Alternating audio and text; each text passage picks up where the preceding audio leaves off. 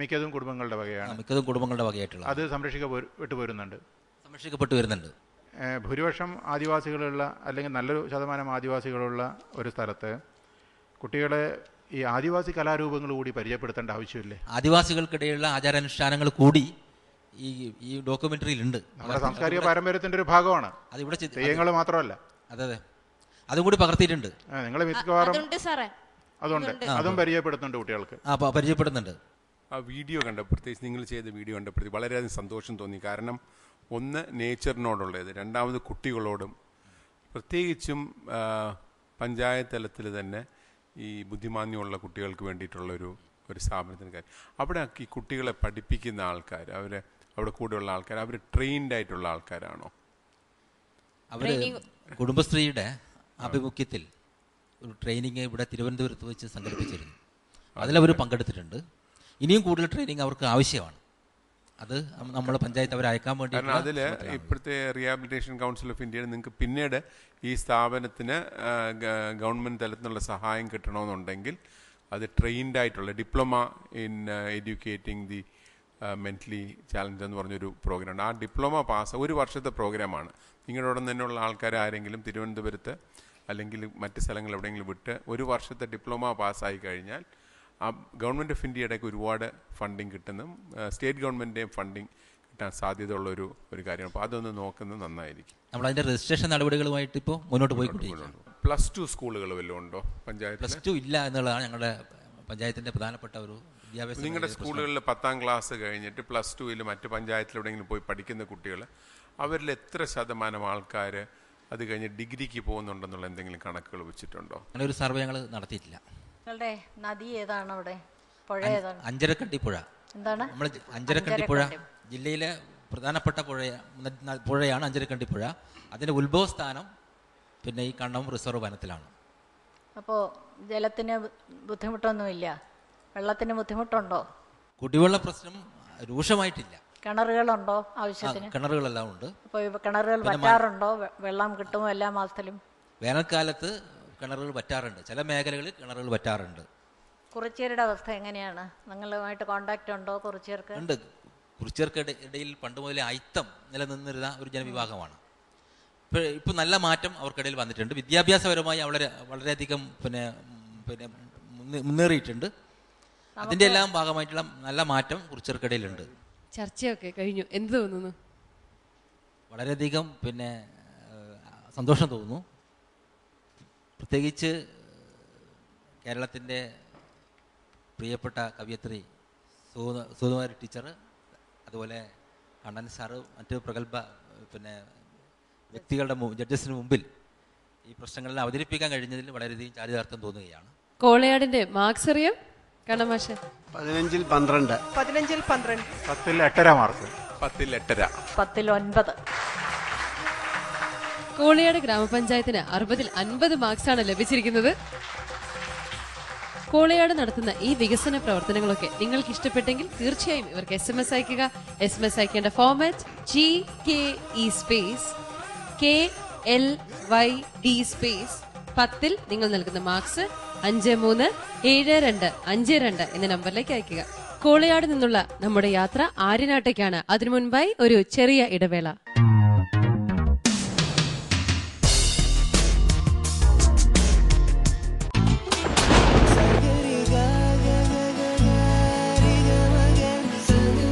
മഴക്കാലം ഇങ്ങെത്തി, ഒപ്പം മഹാരോഗങ്ങളും. ഇതിന് പരിഹാരമാർഗം ഒന്നേ ഉള്ളൂ. ഓരോരുത്തരും അവരവരുടെ വീടുകൾ ശുദ്ധമായി സൂക്ഷിക്കുക. കൊതുക്, ഈച്ച തുടങ്ങിയ രോഗവാഹകരായ ജീവികൾ പെരുകുന്ന സാഹചര്യം ഒഴിവാക്കുക. മാലിന്യങ്ങൾ നീക്കം ചെയ്യാൻ ആരോഗ്യ പ്രവർത്തകരുമായി സഹകരിക്കുക. അത് മഹത്തായ പൗരധർമ്മമാണ്. വീടും പരിസരവും വൃത്തിയാക്കാം, പകർച്ചവ്യാധികൾ ഒഴിവാക്കാം. വേണ്ട നമുക്കിനി രോഗങ്ങൾ, വ്യാധികൾ വേണ്ട, വേണ്ടേ നമുക്കി കൊതുകിന്റെ താണ്ഡവം. വീടും പരിസരവും വൃത്തിയാക്കൂ, കൊതുകിന്റെ താവളങ്ങൾ നശിപ്പിക്കൂ, മാരക രോഗങ്ങളോട് വിട പറയൂ, വീണ്ടും ഒരു ദുരന്തമൊഴിവാക്കൂ. നാടിനെ നമ്മുടെ വീടായി കരുതണം, വൃത്തിയായി ഭംഗിയായി സൂക്ഷിക്കണം. രോഗം പരത്താത്ത മണ്ണിന്റെ മാറിലെ ആരോഗ്യമോടെ ജനങ്ങൾ വാഴൂ. എന്റെ കേരളം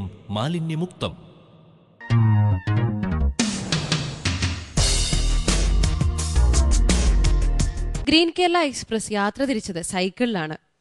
ഇന്നലെ വയനാട്ടിലെ സുൽത്താൻ ബത്തേരിയിലുള്ള കുട്ടികൾക്ക് ഞങ്ങൾ കൊടുത്ത സൈക്കിൾ അവർക്ക് മാത്രമുള്ളതല്ല, കേരളീയർക്ക് മുഴുവനുമാണ്. സൈക്കിളിലേക്കുള്ള തിരിച്ചുപോക്ക് പിന്മടക്കമല്ല, മുന്നോട്ടുള്ള യാത്ര തന്നെ. ഗ്രാമക്കാഴ്ചകളുടെ അവസാനത്തെ അധ്യായത്തിലേക്ക് ഏവർക്കും സ്വാഗതം.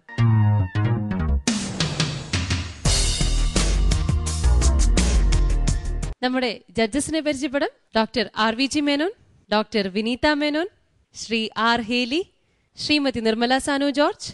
കൂടാതെ ഇന്ന് നമ്മോടൊപ്പം അതിഥിയായി പ്രശസ്ത പരിസ്ഥിതി പ്രവർത്തകൻ പ്രൊഫസർ E കുഞ്ഞികൃഷ്ണൻ മാസ്റ്റർ. വിത്തെടുത്ത് കുത്തുക, കൃഷിയുമായി ബന്ധപ്പെട്ട പഴമൊഴിയാണിത്. വിത്തെടുത്ത് കുത്തിയാൽ പിന്നെ അടുത്ത കൃഷിക്ക് വിതയ്ക്കാൻ വിത്തില്ലാതാകും. ആസൂത്രണത്തിന് ദീർഘവീക്ഷണം ഇല്ലാതാകുമ്പോഴാണ് വിത്തെടുത്ത് കുത്തേണ്ടി വരിക. സമഗ്ര ആസൂത്രണത്തിന്റെ വ്യത്യസ്ത പദ്ധതികളാണ് ഓരോ ഗ്രാമപഞ്ചായത്തുകളും ഇവിടെ അവതരിപ്പിക്കുന്നത്. നമുക്ക് സ്വാഗതം ചെയ്യാം ആര്യനാട് ഗ്രാമപഞ്ചായത്തിനെ ഈ വേദിയിലേക്ക്.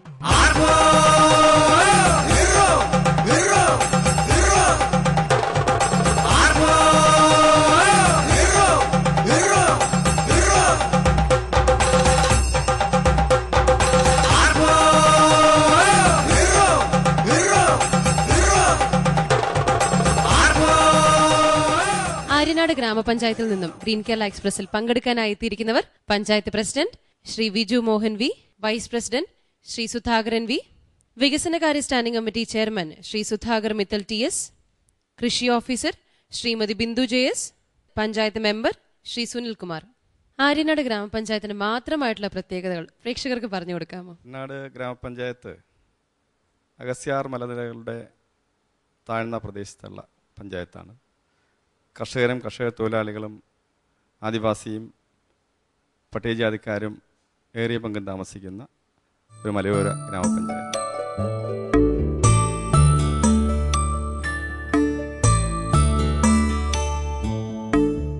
ഇന്ത്യയിൽ ഒരുപക്ഷെ ഏഷ്യയിൽ തന്നെ ഏറ്റവും കൂടുതൽ ചെടി നഴ്സറികൾ ഉള്ളത് ആര്യനാട് ഗ്രാമത്തിലാണ്.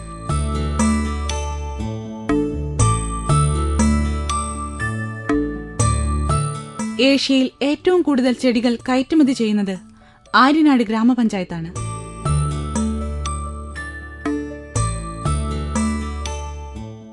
ഗൾഫ്, മലേഷ്യ തുടങ്ങിയ രാജ്യങ്ങളിലേക്കാണ് ഏറ്റവും കൂടുതൽ ചെടികൾ കയറ്റുമതി ചെയ്യുന്നത്. കൂടാതെ ക്രോട്ടൺ, തായ്ലൻഡിൽ നിന്നും വരുത്തിയ അഗ്ലോണിമ എന്നീ അലങ്കാര ചെടികൾക്ക് കേരളത്തിന് പുറത്ത് വൻ ഡിമാൻഡാണ്.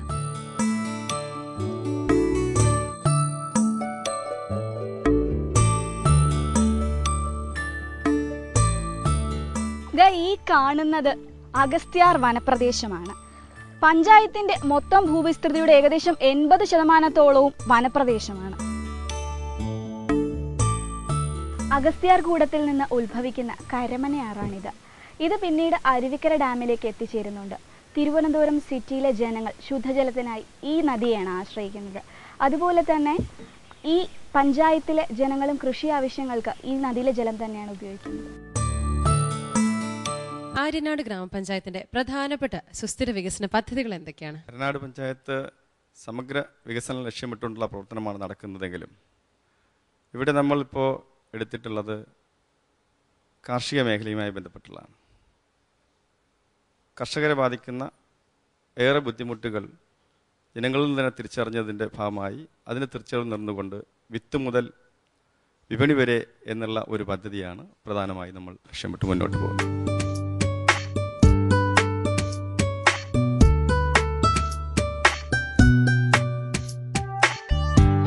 ഒരു കാലത്ത് കാട് പിടിച്ചു കിടന്നൊരു പ്രദേശമായിരുന്നു ഇത്.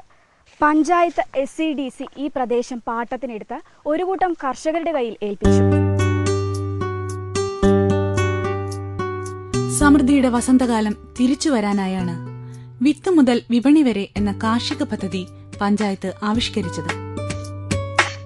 ഇവിടുത്തെ കൃഷിരീതിയും കാര്യങ്ങളൊക്കെ എങ്ങനെയാ? ഇത് ഈ തരിശായിട്ട് കിടന്ന സ്ഥലമാണ്. ഇത് SCDCയുടെ നേതൃത്വത്തിൽ ഞങ്ങൾക്ക് ഇവിടെ ഒരു സമിതിയുണ്ട്. അതിൻ്റെ സോഷ്യോ എക്കണോമിക് ഡെവലപ്മെൻറ്റ് സെൻറ്റർ പഞ്ചായത്തിൻ്റെ കീഴിലാണ് പ്രവർത്തിക്കുന്നത്. അതിൻ്റെ ബേസിൽ ഞങ്ങൾ തരിശ് കിടക്കുന്ന ഫലം ഞങ്ങൾ പാട്ടത്തിനെടുക്കുന്നുണ്ട്. അതിനെ ഇങ്ങനെ കർഷകർക്ക് കൃഷിക്കാർക്ക് കൊടുക്കാനുള്ള ഒരു സൗജന്യമായിട്ടാണോ നൽകുന്നത്? പാട്ടത്തിനാണ് കൊടുക്കുന്നത്. ഇടക്കാലത്ത് പണിക്കാരുടെ അഭാവം, ആധുനിക കൃഷി ഉപകരണങ്ങളിലെ ലഭ്യതക്കുറവ്, വിപണന സൗകര്യമില്ലായ്മ തുടങ്ങിയ ധാരാളം പ്രശ്നങ്ങൾ കർഷകർ അനുഭവിച്ചിരുന്നു. ഇതിനൊരു പ്രതിവിധിയായി സോഷ്യോ ഇക്കണോമിക് ഡെവലപ്മെന്റ് സെന്റർ സ്ഥാപിക്കുകയും ഇവിടെ രജിസ്റ്റർ ചെയ്യുന്ന കർഷകർക്ക് കുറഞ്ഞ നിരക്കിൽ പണിയായുധങ്ങൾ, വിത്ത്, ജൈവവളം തുടങ്ങിയവ വിതരണം ചെയ്യുകയും ചെയ്തു. SCDC ഏറ്റെടുത്ത് കൃഷിക്കായിട്ട് കുടുംബശ്രീക്ക് നൽകിയിരിക്കുന്ന ഒരു പാടശേഖരമാണിത്. വിളവെടുപ്പ് കഴിഞ്ഞ ശേഷം ഇവിടെ ഇടവിളയായി പയറും ഉഴുന്നും കൃഷി ചെയ്തിരിക്കുകയാണ്. നിങ്ങളുടെ SCDC എങ്ങനെയാ നിങ്ങൾക്ക് ഇതിനു വേണ്ട സഹായമൊക്കെ ചെയ്യുന്നേ? വിത്തും വളവും തരുന്നുണ്ട്, അത് കുടുംബശ്രീക്കാർ ചെയ്യുന്നു. പിന്നെ ഈ സ്ഥലം പാട്ടത്തിനല്ലേ? മുറ്റം നിറയെ കറ്റയും പത്തായം നിറയെ നെല്ലുമുണ്ടായിരുന്ന കാലം ഒരുപാട് വിദൂരതയിലേക്ക് പോയിട്ടില്ല എന്ന് തെളിയിക്കുകയാണ് ആര്യനാട് പഞ്ചായത്ത്.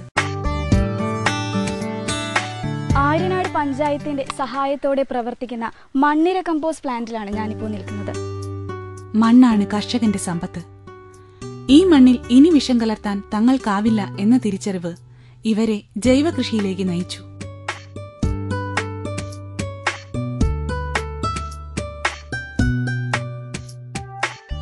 ഈ വളത്തിന് എത്ര വില വരും? വില ഞാനിവിടെ ഇപ്പോൾ സപ്ലൈ ചെയ്യുന്നത് കിലോയ്ക്ക് 5 രൂപയാണ്. 5 രൂപയ്ക്ക് ഇവിടെ നിന്ന് വന്ന് വാങ്ങിച്ചിട്ട് പോവാണോ അതോ വിപണന കേന്ദ്രത്തിലൂടെ വിൽക്കുകയാണ്? പഞ്ചായത്ത് നേരിട്ട് വന്ന് കളക്ട് ചെയ്തോണ്ട് പോവാണോ? എത്തിക്കുക ചെയ്യുന്നത്. ഏറ്റവും കൂടുതൽ പോകുന്നത് ചെടി വളർത്തുന്നവരാണ്. ചെടി വളർത്തുന്നവരും വീട്ടിനകത്ത് വളർത്തുന്നവരും. ചെടിക്കാണല്ലേ ഏറ്റവും നല്ല വളം? വെള്ളം എല്ലാത്തും നല്ലതാണ്. ചാണകത്തിനേക്കാളും എത്രയോ ഇരട്ടി ശക്തി ഉണ്ടെന്നാണ് ഇത് പറയുന്നത്. നമ്മൾ കഴിക്കുന്ന ആഹാരം കുറേ പച്ചിലകൾ നിന്ന് വരുന്ന ചാണകത്തിന് ശക്തി ഉണ്ടാകുന്നത് പോലെ ഈ ചാണകത്തിന് ഇര തിന്നിട്ടുണ്ടാകുന്ന വളമാണ്. അപ്പോൾ അതിൻ്റെ കൂടുതൽ ഫലമുണ്ടെന്ന് ഡിപ്പാർട്ട്മെന്റും ലോകമെമ്പാടും അംഗീകരിക്കുന്നു. ഇത് ആര്യനാട് ഗ്രാമപഞ്ചായത്തിന്റെ കാർഷിക വിപണന കേന്ദ്രം. ഇവിടെ കർഷകരുടെ ഉൽപ്പന്നങ്ങൾ സംഭരിക്കുകയും അത് വിൽക്കുകയും അധികം വരുന്നത് ഇവിടെ തന്നെ സംസ്കരിക്കുകയും ചെയ്യുന്നു.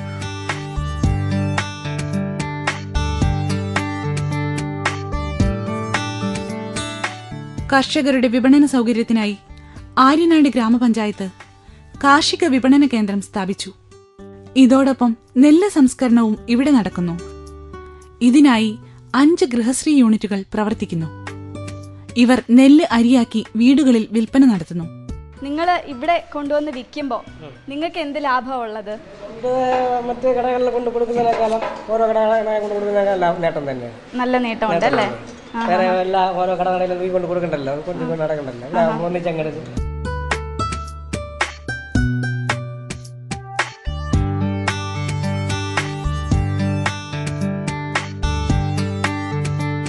ഇത് ആര്യനാട് ഗ്രാമപഞ്ചായത്തിന്റെ പീപ്പിൾ ഡയബറ്റിക് ഫുഡ് സെന്റർ ആണ്. ഇവിടെയാണ് അംഗൻവാടികൾക്കും അതുപോലെ തന്നെ പ്രമേഹ രോഗികൾക്കൊക്കെ വേണ്ടിയിട്ടുള്ള പോഷക സമ്പുഷ്ടമായ ആഹാരം ഉണ്ടാക്കുന്നത്. കുടുംബശ്രീയുടെ നേതൃത്വത്തിൽ പ്രവർത്തിക്കുന്ന ഡയബറ്റിക് ഫുഡ് സെന്ററിൽ ഡയബറ്റിക് പേഷ്യൻസിന് വേണ്ടിയുള്ള ഫുഡും നഴ്സറി കുട്ടികൾക്ക് വേണ്ടിയുള്ള ന്യൂട്രീഷൻ ലഡുവും തയ്യാറാക്കുന്നു. പ്രമേഹ രോഗികൾക്ക് വേണ്ടിയിട്ടുള്ള ബോർഡ് കണ്ടായിരുന്നു. അതെന്താ നിങ്ങൾ അവർക്ക് വേണ്ടിയിട്ട് ഉണ്ടാക്കുന്ന? അതെന്താ? ചപ്പാത്തി ഉണ്ടാക്കി കഴിക്കാനുള്ള മാവാണല്ലേ? ആ മാവ് എന്താ പ്രത്യേകതരം? അതിൽ 17 സാധനങ്ങൾ ചേർക്കും. കാർഷിക ഗവേഷണ പരിശീലന പദ്ധതിയുടെ ഭാഗമായി HRDCയുടെ കീഴിൽ ലൈബ്രറിയും ആര്യനാട് ഗ്രാമപഞ്ചായത്ത് സ്ഥാപിച്ചു. വികസന ദൃശ്യങ്ങളൊക്കെ കണ്ടല്ലോ. ഇനി ചർച്ചയ്ക്കുള്ള സമയമാണ്. RVG മാഷെ, വളരെ പ്രധാനപ്പെട്ട ചില മാതൃകകളാണ് ആര്യനാട് പഞ്ചായത്ത് മുൻപോട്ട് വെച്ചിട്ടുള്ളത്. ഈ പങ്കാളിത്ത ബഡ്ജറ്റിംഗ് എന്നുള്ള പാർട്ടിസിപ്പേറ്ററി ബഡ്ജറ്റിംഗ് എന്നുള്ള പദത്തിനൊരു ചരിത്രമുണ്ട്. അത് അറിയാമല്ലോ ഇല്ലേ? ഇത് സാർ അത് മറ്റൊരു രൂപത്തിൽ നോക്കിയല്ലേ, നമ്മുടെ അനുഭവത്തിൻ്റെ അടിസ്ഥാനത്തിലാണ് ഈ രൂപത്തിലേക്ക്